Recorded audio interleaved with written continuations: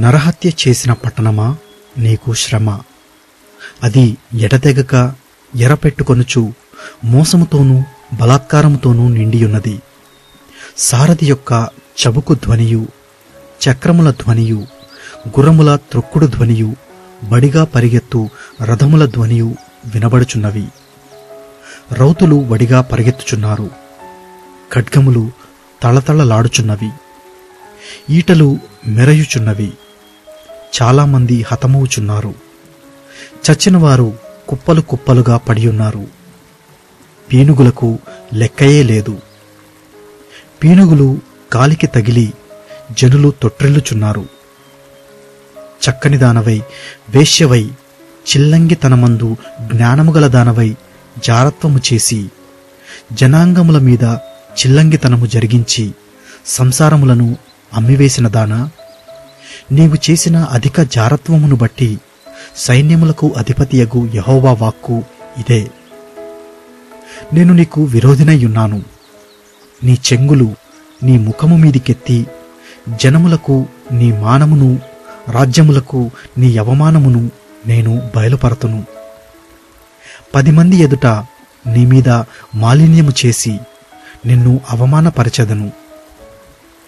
అప్పుడు నిన్ను చూచు వారందరూ నీ యొద్ద నుండి పారిపోయి, నీనెవే పాడైపోయెనే, దాని కొరకు అంగలార్చువారెవరు, నిన్ను ఓదార్చువారిని ఎక్కడ నుండి పిలుచుకొని వచ్చెదము అందురు.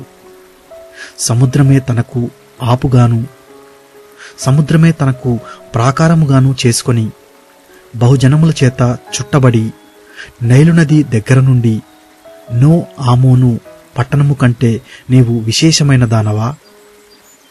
కూషీయులను ఐగుప్తీయులను దాని శూరులైరి.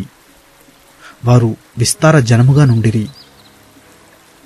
పూతువారును లూబియులను నీకు సహాయులయ్యుండిరి. అయినను అది చెరపట్టబడి కొనిపోబడెను. రాజమార్గముల మొగలయందు శత్రువులు దానిలోని చిన్న పిల్లలను బండలకు వేసి కొట్టి చంపిరి. దాని గనుల మీద చీట్లు వేసి దాని ప్రధానులందరినీ సంకెళ్లతో బంధించిరి. నీవును మత్తురాలవై దాగుకొందువు. శత్రువు వచ్చుట చూచి ఆశ్రయదుర్గము వెతకుదువు. అయితే నీ కోటలన్నీయు అకాలపు పండ్లుగల అంజురపు చెట్లవలే ఉన్నవి. ఒకడు వాటిని కదిలింపగానే పండ్లు తినవచ్చిన వాని నోట పడును. నీ జనులు స్త్రీల వంటి వారైరి. నీ శత్రువులు చొచ్చునట్లు నీ దేశపు గవునుల ఎడ్డకర్రలు తీయబడియున్నవి. అగ్ని నీ అడ్డగడీలను కాల్చుచున్నది. ముట్టడి వేయు కాలమునకు నీళ్లు చేదుకొనుము. నీ కోటలను బలపరచుము. జిగటమంటిలోనికి దిగి ఇటుకల బురదను త్రొక్కుము. ఆవుములను సిద్ధపరచుము. అచ్చటనే అగ్ని నిన్ను కాల్చివేయును. ఖడ్గము నిన్ను నాశనము చేయును. గొంగళి పురుగు తినివేయు రీతిగా అది నిన్ను తినివేయును. నీవు సంఖ్యకు గంగళి పురుగులంతా విస్తారముగాను, మిడుతలంతా విస్తారముగాను ఉండుము. నీ వర్తకులు లెక్కకు ఆకాశ నక్షత్రముల కంటే ఎక్కువగా నున్నను. గొంగళి పురుగు వచ్చి అంతయు నాకివేసి ఎగిరిపోయెను.